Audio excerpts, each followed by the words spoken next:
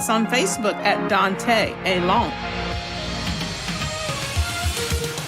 Follow us on Instagram at Daunta Long. Follow us on YouTube at Daunta Along. Thank you for tuning in to Long Talk.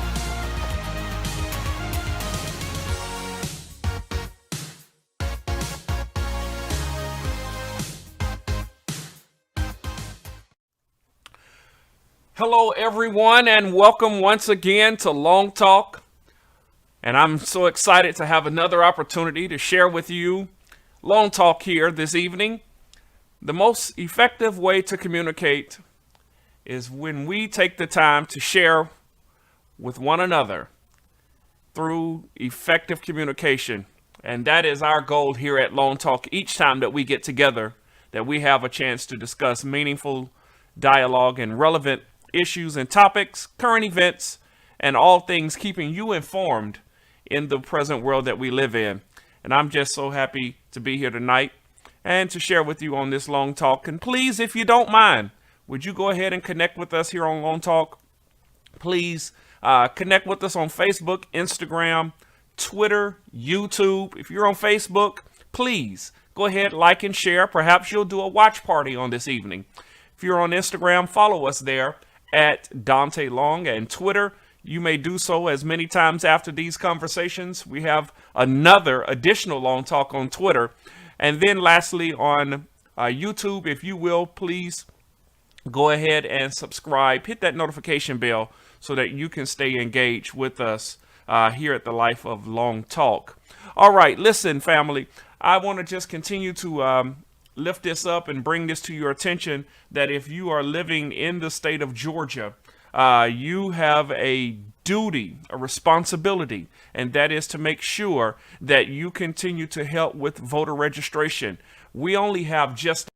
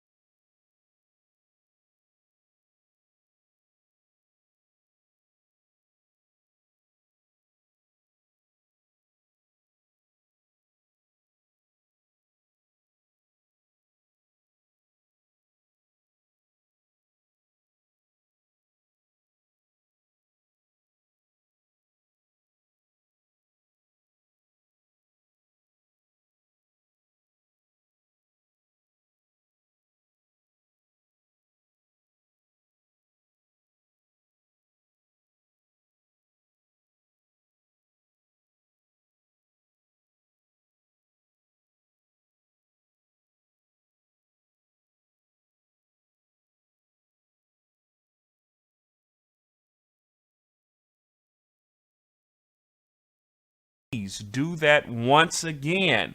We need you to do that, and you can begin doing that on Monday, December the 14th. All right. And then remember, keep the date in mind that it is indeed January the 5th, special election here in the state of Georgia for those two significant Senate seats. The runoff is again going to be taking place. All right. Well, listen, tonight here on Long Talk, as usual, we are favored with another meaningful dialogue. This dialogue tonight is going to help so many of you as we are in the thrust of this holiday season. We at Long Talk are so committed to addressing mental wellness and making sure that you are as healthy in all of the areas of your life. And that's why tonight's conversation is so meaningful. Our guest tonight is indeed an emerging leader. He is just a wonderful guy. And if I can say this, he's cut from one of the finest pieces of cloth, because he is a man of integrity. He is a man of character. He's leading a wonderful congregation in the city of Fayetteville, Georgia. And he has penned a book that is just a thought-provoking and a self-help guide to helping so many individuals regain their mental health. He is a husband, he is a loving father, and tonight we are so privileged to have whom I deem my friend and my brother. Long Talk audience, please help me welcome Pastor BaSean A. Jackson. How you doing, sir? I'm well. I'm well. It's good to be here today, and thank you all so much for having me. Friend, it's an honor to have you here with us on this evening, sharing with us here on Long Talk. How's everything going for you? Everything's well. I do need to give one adjustment to the bio and the intro you gave. I'm actually no longer a husband. Okay. It's been actually been a long while now. It'll be 2 years in January, but I'm probably extremely private with my private life, so I've never made any announcements or anything like that. Sure. But I'm single now and just a parent. I'm just a parent. Sure. I understand. I certainly understand. I just didn't want her to see this, and I'm sure this is gonna be everywhere, and I didn't want her to be confused herself. I'm sorry if I've created any imposition. Please forgive No me. problem. Please forgive me. But man, I am just again happy that you are here tonight and that you are sharing with us here on Long Talk. For those that may not know exactly who you are, just go ahead and greet our audience and let everybody know who is BaSean A. Jackson. I'm a person with simple introductions, but I go by B.A. Jackson. That stands just my name, BaSean Antoine Jackson. I am the pastor. I've been pastoring the Fellowship of Love Church in Fayetteville, Georgia, where we are commissioned by God to revolutionize the very idea and the impact of church. We've been together for about 12 years now. I've written for years, more almost in blog style. One of my best friends came to me and really encouraged me. She said, "BaSean, you really need to put this together in a book." And so about 2 years ago, I became an author to add to my list of titles: dad, pastor, and author. I'm originally from Texas. Came here in 1993 to go to Morehouse College, where I was playing football and going to school. And I've been in Atlanta ever since. So I always tell people at this point, Atlanta is home. Because I've been in Atlanta more than I've been anywhere else, and all my adult life I've been here in the Atlanta area. So I love it. I love pastoring Fellowship of Love in Fayetteville, and I'm just delighted to be here tonight on Long Talk. Well, friend, I am happy that you took the time to come on and talk to us because you taking this time to talk to us is really going to help somebody. I'm so convinced of that, man, because this book that you've written, I have seen its effect on the culture. So many people have written testimonies, and just to know that you have penned a book that is catered to helping individuals of all walks of life live a more wholesome life through these key elements. And tonight, I just can't wait to get into this conversation to talk about it. This book that you've penned, which commands individuals to live greater, think deeper, and to love better. Talk to us a little bit about what this is all about. No, anybody who knows me knows that for years, even dating back to my master's, I began seminary in January of 1998. And one of the things that I love about higher theological education is one of the best things that can happen to one when you're going through a master's or a doctorate is that you find your theological voice. And somewhere between ITC, my favorite higher education institution, and Morehouse School of Religion, Emory Candler School of Theology. I did some time also in the PhD program at Emory University, the Graduate Division of Religion. But somewhere on that sojourn, I found my theological voice.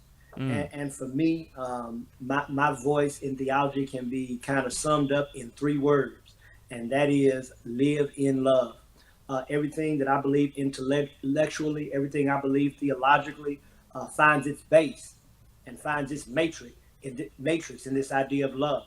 So it's probably no surprise to anybody who knows me that knows that when I wanted to pen my first book, just like when I named my first church, and hopefully my last,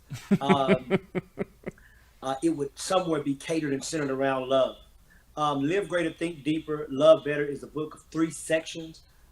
Each section is about anywhere from 1 page to 3 pages. They're very short chapters because, like I said, they come from my time in like kind of blogging.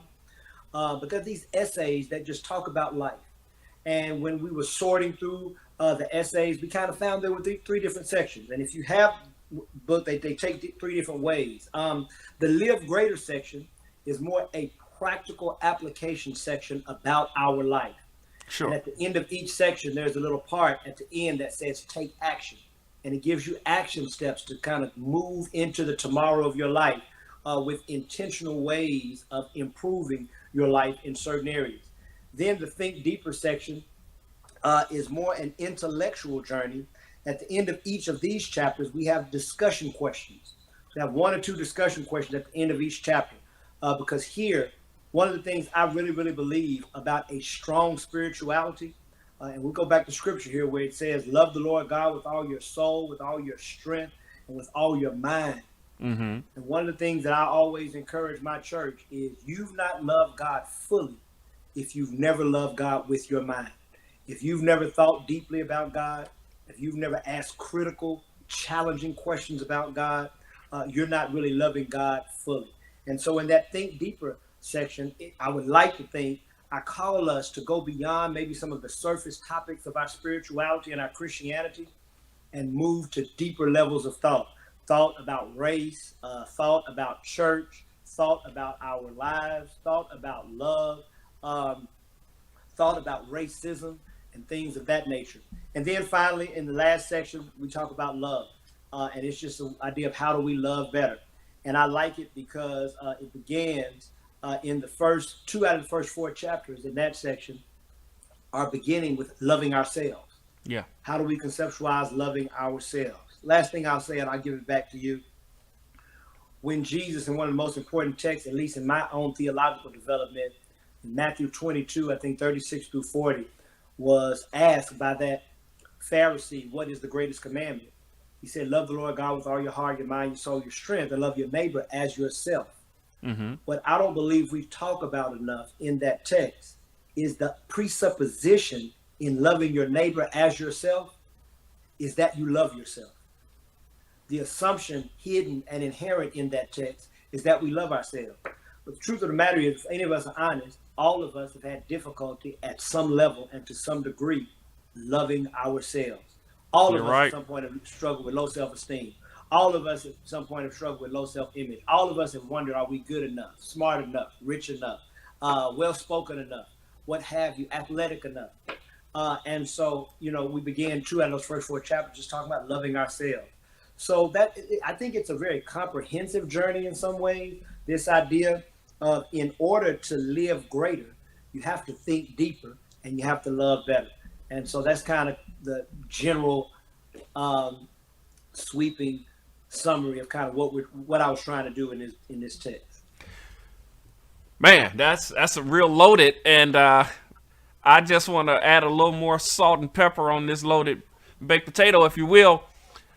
This whole idea of living greater, and I've got some notes here that I just want to talk about with living greater.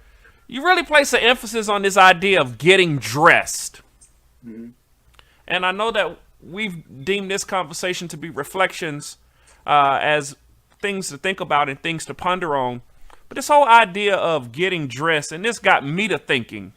When you talk about there's a need for all of us to get dressed, right? And when we get dressed, we're always thinking about where we're going and what's ahead of us. But we actually have to get dressed before we actually get to our destination. Mm-hmm. Talk to me a little bit about that, if you will. So this chapter, as so much of my life and theological journey these days does, started off with just an experience I had with my son. I'm the proud father of a 14-year-old ninth grader, Bryce Austin Jackson. And I started this chapter talking about how one of the things that if Bryce could stay in shorts and t-shirt, he's just like his daddy, or pajamas, everywhere he would go, he would. And one day, we were getting ready to go somewhere, And I was dressing, it was cold outside. In fact, it was winter around this season. And what I told Bryce was he was going to have to dress warm. I told him, hey, you got to put a coat on. And so Bryce was frustrated and he was irritated that he had to put a coat on. And I realized his irritation about putting on the coat had nothing to do with not wanting to be warm outside. It had everything to do with he was already warm inside. And so it dawned on me in that moment, Bryce didn't want to get dressed because his whole life was lived in the immediate. Wow. All he wanted to do was cater and respond to where he was right now. When I told Bryce, I was like, Bryce, it's warm in here, but we're about to go somewhere. And you don't wait until you get cold to put a coat on. When you know it's cold outside and you know you're going somewhere that's cold, you put the coat on inside because you're preparing for where you're going. And so what I say about getting dressed is I found that's a strong metaphor about life. You know, I define getting dressed as an act of preparation in our current location, but it's for our future destination. And what I believe is so many of us are underdressed because we dress for where we are right now. Yeah. We do things for where we are right now. One quick example, right? In the dating world, you know, I played football my life, so I've been around guys. I have a good crew of guys that I hang around now. One of my high school crew, we still talk. We still have a text message group, the SS crew from DeSoto, Texas. Shout out to the SSC and anybody else from DeSoto who may be watching this. But one of the things, you know, I always have recognized and heard from guys in talking about relationships, guys have this thing where they're like, you know, I'm going to get right when I get in a relationship, right? So I'll worry about being a good guy when I get into the relationship. Or if I'm in the relationship, I'll really worry about being really right and really faithful once I get married. Yeah. And so, you know, before the marriage, it's like, well, I'm not married yet, so I'll do what I want to do. And listen, I always tell my friend, if you think that you're going to be a better husband because you choose to be a worse fiance, you've got another thing coming. And so what do I mean by getting dressed, right? If you know that you're in a relationship with someone that you want to be faithful to in the future, if that's where you're going, then get dressed with that fidelity right now. You know, start putting on your coat, so to speak, because it's cold outside. And so that's what I mean about this idea of getting dressed, is that if we could live our life, in our current life, and think about where we're going and adapt our practices, adapt the things that we put in our life, adapt the peers around us. And if we could keep in mind where God is taking us or where we're going, then I think we'd be so better off. And so even when you think about it under these terms, BaSean, while we're in the midst of this pandemic and this time of crisis, if you will, so many people, many friends of mine have already said, man, I misjudged this. I thought it would be over by now because we were rushing so fast to get back to this idea of normalcy, right? And I think that many of us are really missing this moment to really take advantage of what we have maybe overlooked, been negligent toward, or this idea of making sure that we now are present in the moment and not always on the go per se. Right. How do you feel about that in relation to getting dressed for life? No, I think you're right that this pandemic does offer a great kind of case study for getting dressed, because what I have found in this pandemic, like you said, when it first started, we thought it might be a month or two. Sure. And even I kind of misjudged the length of what this pandemic means. And one of the things I found, once we realized we were in it for the long haul, I can just speak for myself personally. They say confession is good for the soul, but bad for the reputation. But I like to tell my congregation always, I'm going to keep it real with them. By summertime, I had lost my sense of productivity. I was tired, and now I was just trying to wade through it and get over it. And what I almost determined was, okay, well, you know what? When we get back to regular, I'll get back to regular. Yeah. And I had to check myself. And I had to remind myself that no, even in this pandemic, if I really believe that God is doing something in my life, if I really believe I have hopes, dreams, aspirations for after this pandemic, there's no better time than to start working on those hopes, those dreams, and those aspirations than right now. And it's just so funny because even I do a community check-in every Tuesday and Thursday at 12. And let me parenthetically give this commercial. You all should check us out every Tuesday and Thursday at 12 on Fellowship of Love Church's Facebook page and our YouTube. But I just finished a series talking about finishing the year strong. Mm-hmm. How do we finish the year strong? And one of the things I encourage our followers and our listeners and our viewers to do was think about what your goals will be for 2021 and start them in December. Wow. Don't wait until January 1st to start your New Year's resolutions. The things that you want to do and you want to be in 2021, there's no better time to start your New Year resolution than this year. Start, so to speak, getting dressed. Where do you want to be in 2021? Put those clothes on right now. What kind of diet do you want to have in 2021? Put those clothes on right now. What kind of spirituality do you want to have in 2021? What kind of relationships do you want to build in 2021? Put those clothes on right now. Oh man, that's good. That's good. And again, you're so right. If I'm almost like your son. If I could stay in the pajamas all day, correct. I found my level of productivity diminishing. But sometimes even when we're not doing anything, it's just best to go ahead and put on that polo sweater, right? Because you don't want to just sit around in the pajamas all day, because it really sets the tone for you just wanting to Netflix and chill or binge watch, Absolutely. right? Absolutely. Because why? We got to live greater. For sure.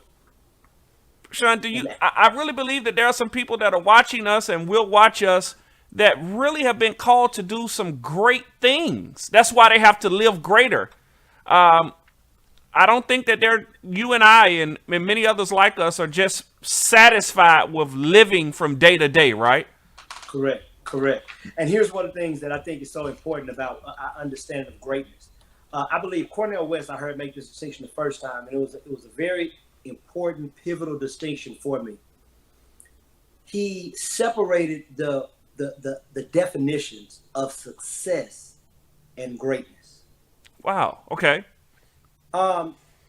We can be successful without ever being great. But I don't think we can ever be great without ever being successful. Success oftentimes is just, you success on a test. If you learn the information, you can be successful. Success, a lot of us measure success on how much money we make or the jobs we have or the income we bring in. And here's the truth of the matter. If you have not been successful in life up until this point, it's hard to be successful tomorrow. You've got a long road ahead. You got to steer that ship and get into the right direction and turn it and work it for a while and be consistent to gain success. But greatness, he said, is our ability to commit to making a difference in life beyond our life. You can be great tomorrow. Because once you make the decision to live your life outside of the sphere of just your own personal gratification, that's where greatness comes in. And so this idea of living greater is, how can we live lives that don't just make memories, but create legacies? And we can begin creating our legacy today. We can begin serving today. We can begin helping someone today. We can begin doing something of substance that's bigger than us and that's beyond us today. And that's good news for somebody. It may not bless everybody, but it blesses somebody. That greatness for you can start at the moment you decide to live beyond your own reach and gratification. Sean, if you don't mind, I want to be even more transparent. I remember sitting in a meeting with you years ago, and many were challenging you on your budget for your church. And many said, well, why don't you scale back some of this community outreach you're doing? This would help your bottom line achieve. And you were very adamant to say, absolutely not. We're going to make a difference in Fayette County where, our church is. And I sat back and I said, if this pastor who could have built this humongous church, and I know you're still going to build it, but I'm saying, if you made such a commitment to help the many initiatives that you and your church are so involved in, and not just talking about it, but you guys were shelling out money, and I'm sure you've amped that up even more. You said that we are a church about love, but not just loving ourselves. We're more interested in, well, we're co-equally interested in loving ourselves as well as our community. Right. Wow. Yeah, and just to flesh out for those, who may not know about Fellowship of Love, when we began our church, we made a commitment, first of all, to live into our vision. And our vision is to revolutionize the idea and the impact of church. Yeah. When we started, what that meant for me is I always believe whenever you have these kind of esoteric, these kind of intangible, immaterial visions, what does it mean to revolutionize the idea and the impact of church? How do you put meat on that vision? And one of the ways we put meat on that vision is you take practical steps. One of our practical steps was we were going to give 10% of all that we brought in, and we were going to give that into the community. It wasn't going to go to us. It wasn't going to go for our benefit. It was going to go to the benefit of our community. And not just our Christian community, our educational community, our health community, whoever we could make long-term impact on, inside out. In other words, we start locally and then we move nationally and globally. And so we've not done a lot of global things, although we have done some. We've not done a lot of nationwide things, although we have done some. Most of our empowerment is local into the Fayette County community. Well, what that meant was giving 10% of all that we had to our community. The truth of the matter is when we first started, everybody was on board. Everybody loved the idea. I've never been to a church that gave 10% to the community. And we show people very explicit. We're very open and transparent about what we do with our money so they can see where their money is going and what it's doing. But the truth of the matter is the years grew and that number piled up. We had given $100,000 to the community, then $200,000 to the community. We had not yet gone into our own facility. But it was very, very important for me. And I've said this for 12 years of Fellowship of Love. It was important that we do what a church should do, even if we don't have what most churches have. It's our doing that's always more important than our having. And that's a principle that we can live in our own lives. Wow. What we do is always more important than what we have. Just think about the legends that we remember who are gone. We don't talk much about what Martin Luther King had. If you ever read Martin Luther King biography, he was one of the few black men in America that had a Rolex watch. Somebody's today years old when they learn that.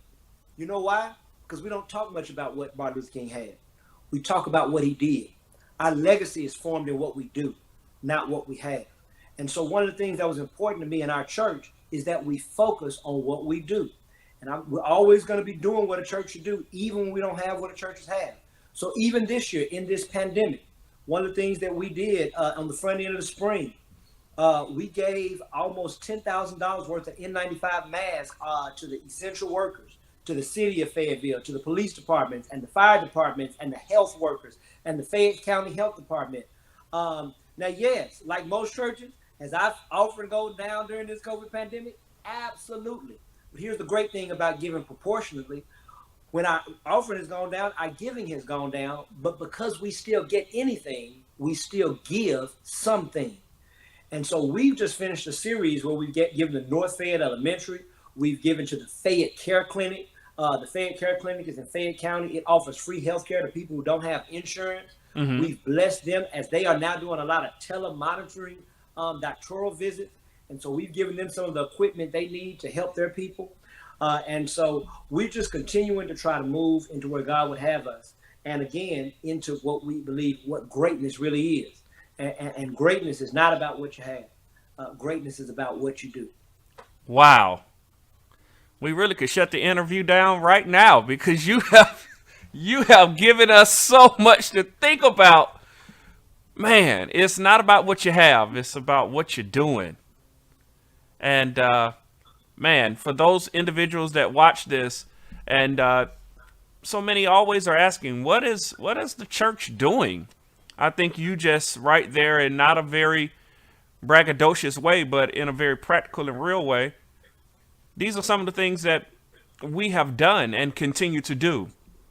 And I think that this is why we must redefine, as you said earlier, how we live greater, not about what we can ascertain and possess, but rather who we can serve, help, and aid will really define our lives, that we can live greater. BaSean, we're going to take a quick break. We'll be right back because I want to talk about thinking deeper, if you will. All right. We'll be right back. I want to talk to you about the stakes in this election as plainly as I can. If we're going to get this virus under control, get folks back to work, and make sure affordable health care is available for everybody, we've got to send people to Washington who aren't interested in playing political games or making themselves rich. We've got to elect folks who will get to work for people like you. That's why I'm supporting Reverend Raphael Warnock in the special election for Senate. Reverend Warnock's someone I've known for years. He's a man of great moral integrity, a leader in the truest sense of the word. He's spent his life pushing for justice, fighting to expand healthcare, protecting voting rights and the dignity of work.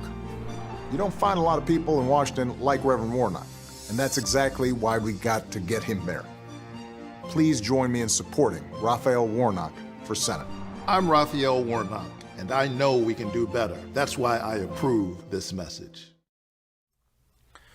We're back here on Long Talk this evening, and we're just excited. What a conversation we've been having thus far. If you're just joining us, we're here tonight with B.A. Jackson, who has been talking to us just really on this whole idea of living greater. If you're just joining us, you must, at the end of this conversation, go back and listen to the beginning because, man, what a revolutionary. And when we use the word revolutionary, we are talking about using practical strategies to display the whole ideology of being revolutionary. But, BaSean, I want to ask you this whole idea of thinking deeper. You talked about this earlier. In the book, you go on this idea of making sure that we find ourselves waiting for the right moment when we can feel good about decisions that we make. But however, sometimes when we are faced with some of the most difficult challenges, many times we think that they're going to heal themselves or fix themselves. But you say here in the book that it is ultimately, it is when we are going to be healed, we have to cut something out. We got to cut something out. And then I really want to ask you this question. Why do you feel as though we need to cut something and cut it temporarily, perhaps to help many of us gain healing ultimately? Right. No, that's a great question. That's a phenomenal question. And it speaks to, there's a chapter in Thinking Deeper, chapter 27, where I talk about is where you're coming from when healing hurts. And of course, it came out of just my experiences in life as a pastor.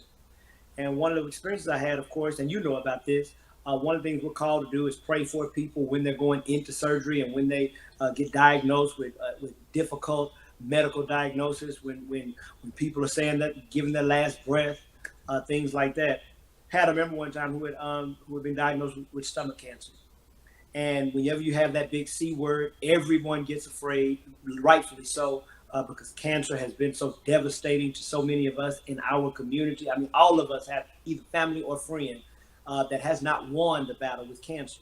Sure. And so that big C word, it scared her, it scared our church family, it scared her family.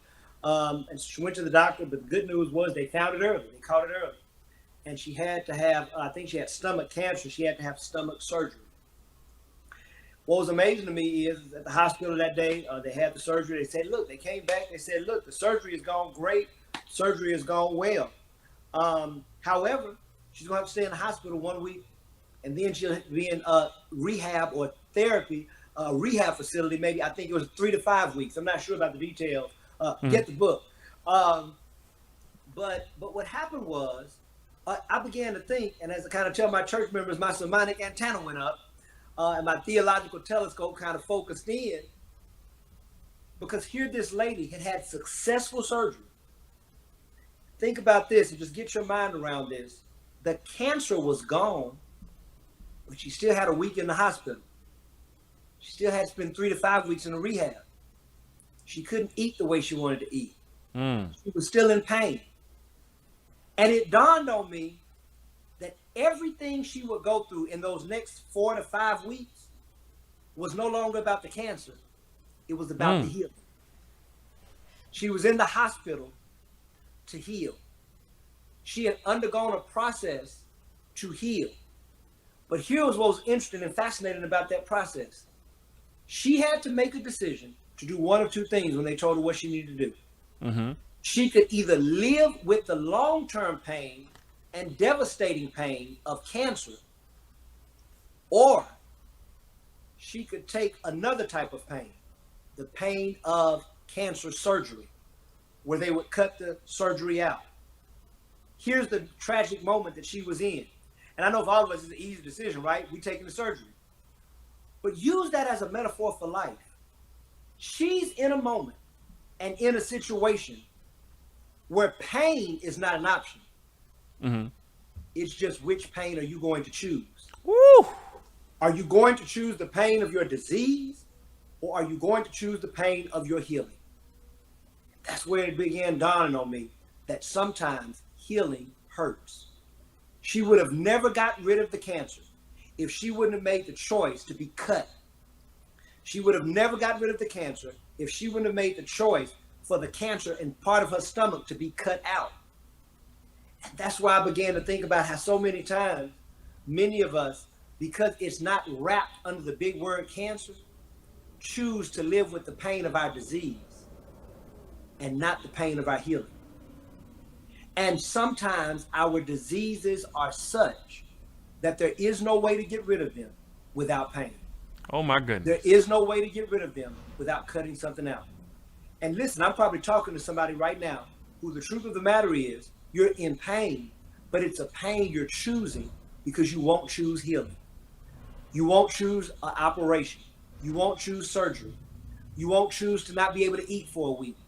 You won't choose to have to go in the hospital for a week. You won't choose to go in, have to be in a rehab for 3 to 5 weeks. Sometimes healing hurts. And you know, like you said, I said, yes, ultimately we do. We have to make a decision where if we're going to be healed, we may have to cut something out. But here's one of my favorite parts. I said, it would be great if we lived in a world where things that are bad for us would always be bad to us. And where decisions for betterment would always feel good. However, the truth is, things that we love can kill us, and pains that we hate can save us. Sometimes in order to be healed, we don't have a choice between whether we're going to be in pain or not. It's just what kind of pain are we going to endure. So pain is imminent. In some cases, hopefully, you know, there's some cases, you know, you can get out with no pain. But when you get to some of those deep level diseases, sometimes there's no pain-free alternative. Yeah, I just had a conversation with a buddy of mine yesterday, who's a public theologian.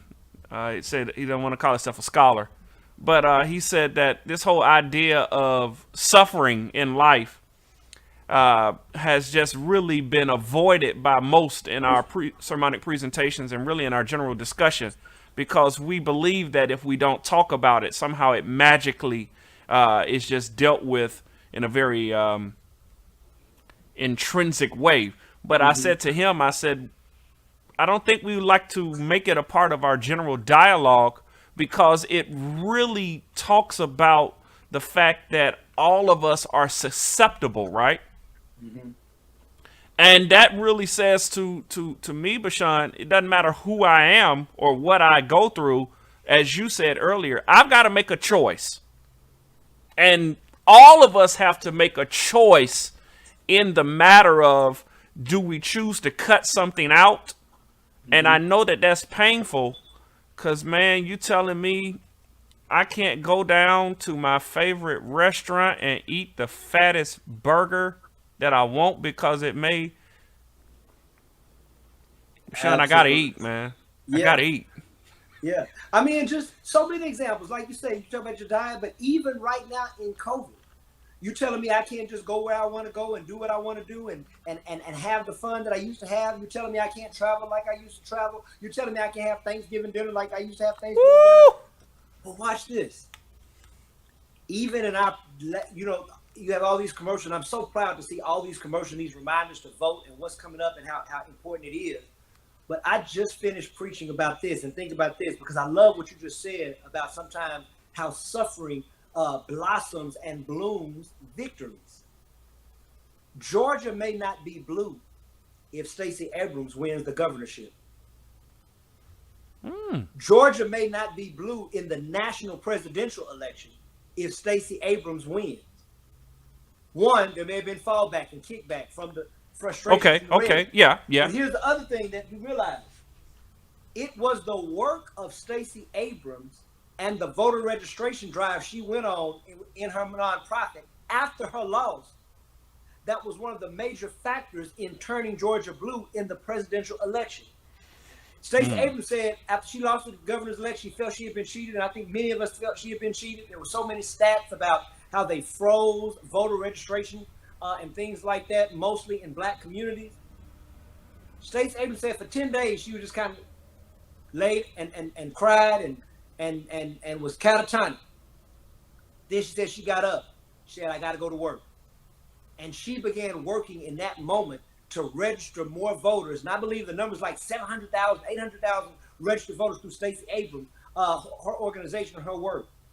Well, listen, part of the vigor and the intensity of that work came out of the pain and the suffering of her losing the governorship and people being cheated out of their voter registrations being canceled and frozen. And so it was through her suffering that we got the victory of this latest presidential election in Georgia, because if she doesn't suffer, we don't know how Georgia turns. And so even in our political world, we can see that sometimes suffering can birth things that can bless us in the future, in the long term. My God. You're talking so good right now, man. And I know most people don't want to hear that I have to suffer embarrassment. I have to suffer defeat. I have to suffer limitation. As you said earlier, can't get up and just go where I want to go, do what I want to do. I'm grown, BaSean. What you mean? We got a whole demographic of people saying, I just refuse to wear a mask. I'm not going to do that. And so we have all these people that feel as though that they should not be susceptible to some type of setback. Right? But, man, you just gave a beautiful illustration. Many times, personal setbacks, here we go again, may lead to communal prosperity. Jeez. Absolutely. And this whole idea of us reflecting during this time of pandemic, when we begin to think about this, that even so many around us have received the terrifying news that they have been susceptible to the COVID-19 virus, and many others that had pre-existing conditions. There's just been this conclave of just, oh my God, this one died. This one is on a ventilator. This one is sick. And it seemingly, it just leaves all of us thinking, not deeply, but just surface level thinking, what must we do? Right. BaSean, talk to our audience tonight about just how can we think deeper in this idea of, yes, some are going to get sick, some are going to die, some people's life will never be will never be the same, but will ultimately have to change. Just talk to our audience quickly about how can we think a little deeper in this pandemic and in this time of crisis. Yeah, no. It's a great question. And I think here it is. I believe, and let's just stick with even just the mask wearing and the going out. One of the things that it's amazing that people still have not understood is people connect their decision to wearing masks to their own personal risk tolerance. Mm-hmm. In other words, if I'm willing to take the risk of being sick, I should be able to not wear the mask. And as much as this has been, documented and has been articulated over news and over story after story and in pulpits everywhere, masks are not meant mainly, the masks that we wear on an everyday basis, are not mainly meant to protect us from others. Masks are meant to protect others from us. What has been so devastating about this pandemic is you can have COVID and not know it. And not know it. You can have COVID and not show it.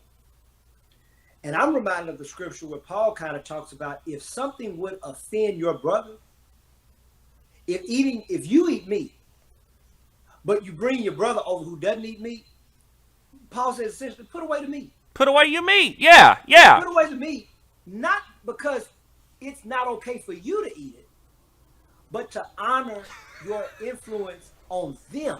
BaSean, my truth is I like meat. Right. My grandma ate meat. My whole family ate meat. They live long. And what Paul said, that's not the point. The point is not where you personally are in relation to me.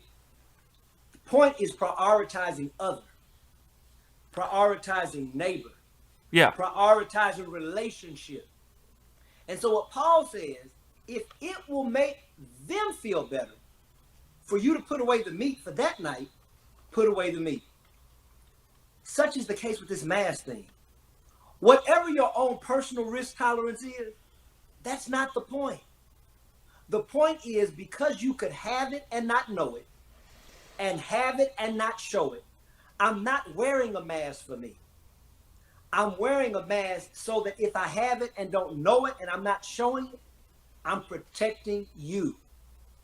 And so when we talk about thinking deeper, we realize this pandemic has been not only an opportunity, but it has disclosed in some ways how much we are really committed to love.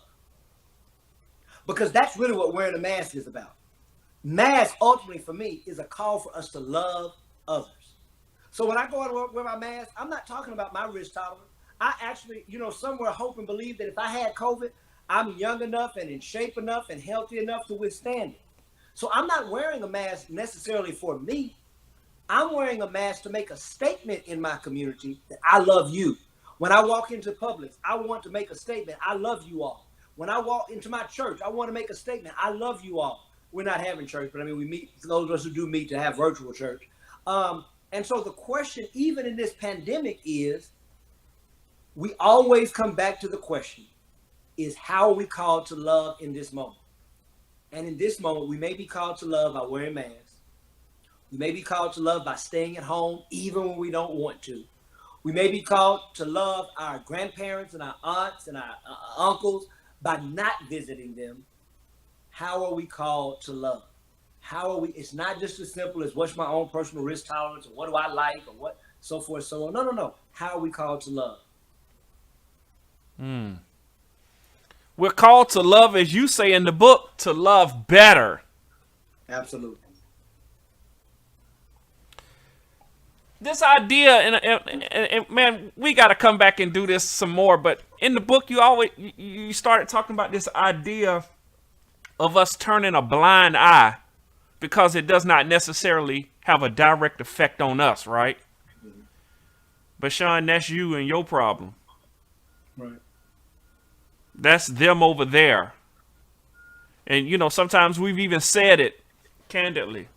That don't have nothing to do with me. Mm-hmm.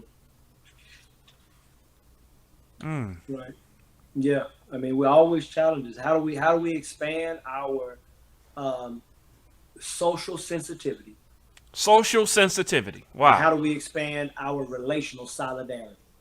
That in the end, this pandemic has pushed us on how sensitive are we and how much are we in solidarity with our fellow humans? And unfortunately, in so many cases, the answer is we're not. We're not. And the saddest part about this, and I won't get into any particular individuals, but for me, I've been so disappointed in so many of the Christian responses in the Christian church, and how we have lacked what I believe is leadership, because I really ultimately believe this, of our political affiliation and how much the Christian church is in some circles infiltrated by right-wing red blood have you, and red, It's long talk. holy. Go ahead and say it. Go ahead and say it. Yeah. The Christian church could have done a lot better during this pandemic. We really should have been the moral voice behind masks. And I'm just amazed at how many preachers have not preached masks. I'm amazed at how many preachers have not preached social responsibility and social solidarity and social sensitivity. It's been disappointing, to say the least. Because that don't have nothing to do with us. Right. That's quite candidly, that's for the black folks to deal with. Mm-hmm. Over here, we're good. That's for the immigrant community. Let them deal with that. We were born here. And when we start talking like that, BaSean, it really makes me cringe because it sort of just makes me think, do you even care? Do you even have any sensitivity to my struggle because you don't have your own struggle? And I love what Dave Chappelle said, but now when we look at this new war on drugs, back in the 80s, crack was the poor man's.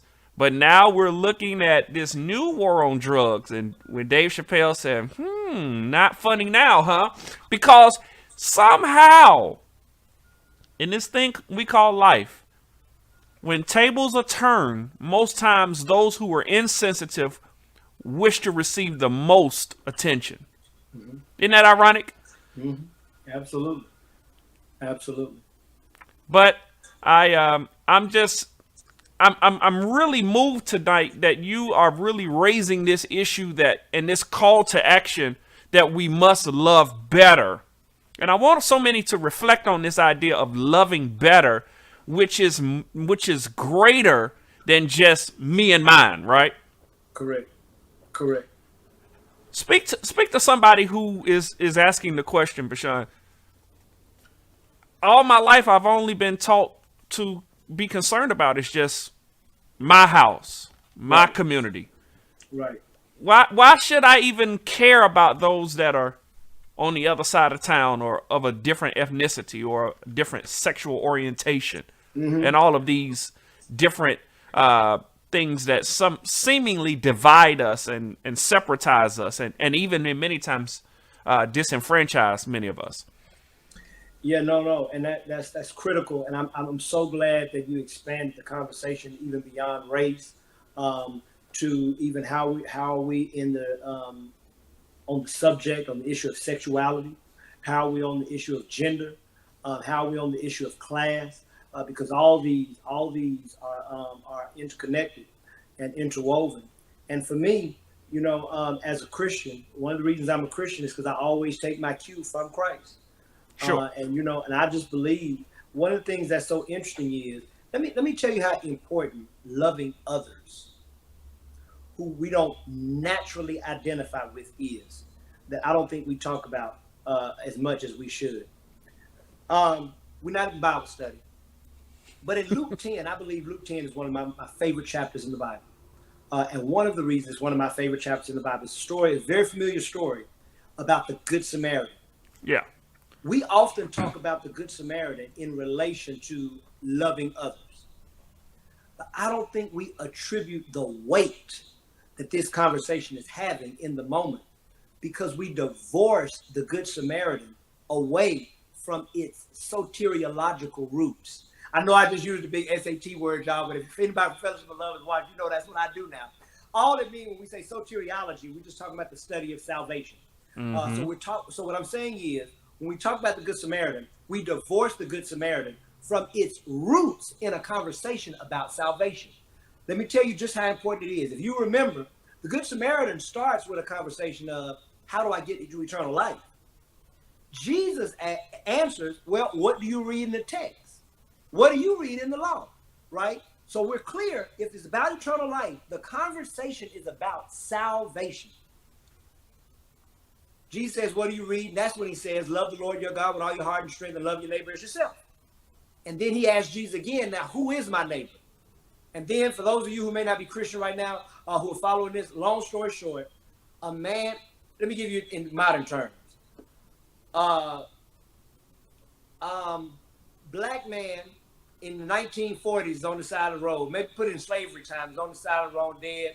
White man rides by, another white man, a black man rides by, doesn't do anything. Another black man rides by, doesn't do anything. A white man rides by, sees the pain of the black man on the road, picks him up, takes him to the hotel. Jesus then asks, who was the neighbor? Man says, well, the person who picked him up. He says, go and do likewise. In other words, go and love people who you don't naturally identify with, who don't look like you, who don't act like you. In the race world, that's black people with white people and white people with black people. In the gender world, that's male with female and female with male. In the sexuality world, that's heterosexual people with our queer LGBTQIA community. But the point is, it is essential that you love people you don't naturally identify with. How essential? Here's what I want to go through. The man says, I get eternal life by loving God and by loving my neighbor. That's his answer to salvation. Not confess with your mouth, believe in your heart, where we're traditionally told that's later in Romans 8. But in this conversation, the answer to salvation is loving your neighbor. Jesus says, you are right.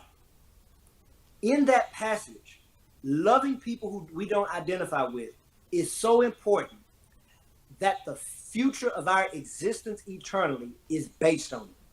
Wow. So when you ask, why is it important to love people who are outside of my community, outside of my racial sphere, outside of my sexuality, outside of my gender, outside of my nation, in a conversation with immigrants? Here's why. Because what Jesus said is, our salvation is dependent on it. Your salvation is not dependent, in this text, your salvation is not dependent on how good you love your child. Why? Because you have a natural instinct to love your child. My salvation is not dependent on how much I love Bryce. Because I promise you, whether I was Christian, Muslim, Buddhist, or atheist, I'm going to love Bryce. My salvation. And you would give your life for him. Yeah. Correct. But that's a natural instinct. Yeah. The whole purpose and point of a spiritual journey is to move from natural to divine. It's natural to love who we identify with. It's divine to love people we don't identify with. And the whole point of spiritual progression is to move from the natural to the supernatural. That's such the case, you know, with our journey in faith. Why is it important for us to get out of me, mine? Because our whole spiritual journey depends on it. How can we move out of our natural inclination to love people we like, know, and love, and move beyond that to people we're not comfortable with, we didn't grow up with, don't look like us, they don't share the same lifestyle, so forth and so on. So for me, it's that important. That's the motivation. My salvation is dependent on it. BaSean, this conversation tonight has, I don't know if it's helped anybody else who's watching, but I promise you, I'm thinking a little more deeper. I'm going to try to love better. I got to be honest. I hadn't been the best lover. I don't know if some of my family is watching. Me either. I was introduced as a husband, and before the end of the show, I was divorced. So we all fall short. We all fall short. And but we got to do better. Yeah. Man. We're all on a journey to try to be better and love better. Man, I'm often tell people that are around me, those who I'm accountable to, I will tell you where you have erred. Right. But with the same breath, I will tell you that you can do better. Absolutely. There's always a propensity to pick it. Oh my God, you said it earlier in the conversation. If you want to be great, I'm not talking about being successful. Anybody can go scratch off and win some money. Mm-hmm. Studies show that in 2 years, right at 68% of them are flat broke. So absolutely, I'm finished with that whole idea of just accumulating money. Mm-hmm. Suicide rate among millionaires over the last 10 years has quadrupled. So miss me with the whole success piece. Absolutely. But if I want to be great, I want to affect somebody's life. Absolutely. BaSean, I mean this from the very depths of my heart. Thank you so much, friend, for coming on and talking to us tonight. Listen, I want to say thank you. I do want to just reach out to all who's watching today and give them a way to connect with myself and the church. We wouldn't be in 2020 if I didn't invite you to follow me on Facebook, BaSean Jackson. You can follow me on Instagram, BaSean SSC. But most of all, more importantly, follow the church, Fellowship of Love Church. Follow us on Facebook, on YouTube, FOL, which stands for Fellowship of Love, and then Space Church on YouTube. Follow us on Instagram, FOL Church. We'd love to see you. We'd love to connect with you. Here's what's interesting to talk about this pandemic. We talk about suffering. If we wasn't suffering this pandemic, we've been friends and brothers for years. This is the first time we've been able to connect in this way. And if it had not been for COVID, we may not be right here in this place and in this space right now. So in all things, I'm grateful. I'm grateful for just, what God does during the week. I'm grateful for what God does on the weekend. I'm grateful for what God does on Sundays. I'm grateful for Sunday morning love. Amen. So just wherever God moves, wherever God works, I'm grateful. Friends, you all can tell that BaSean is a true pastor at heart. Instead of trying to promote his book, he's trying to promote Fellowship of Love. That's a real pastor, guys. You're right. Well, let me stop. I gotta get better with this, Daunta. I gotta get better. That's right.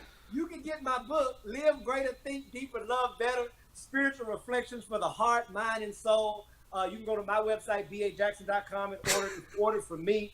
You'll get a signed copy. You can also go Amazon, Barnes & Noble, all the major internet carriers. They have the book as well. You can get it from them. I prefer you get it from me because I want to sign it. I want to put your name on it and give my own greetings and well wishes to you. So that's right. I got to put my book. Right. My God.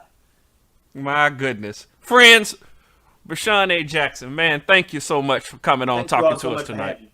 Good. Stay with us if you don't mind. Friends, what a conversation for the books. You all hear me say that all the time, but each time that we come on Long Talk and we have an opportunity to have meaningful dialogue, it's really one for the books. There's not much that I can say right now that has not already been said, but so what I'll just basically tell you, gotta start thinking deeper, gotta start loving better, gotta start living greater. These are tenets in this time of pandemic that can really upgrade your quality of life right now. Stop listening to what everybody else is saying. You think deeper. Stop doing what you've always done. You can love better. You can pick up that phone and call that loved one you have not talked to in quite a while. You can engage your neighbor who you fought with over pieces of land. While I make light of that, so many neighbors are always fighting over, this is my yard, this is your yard.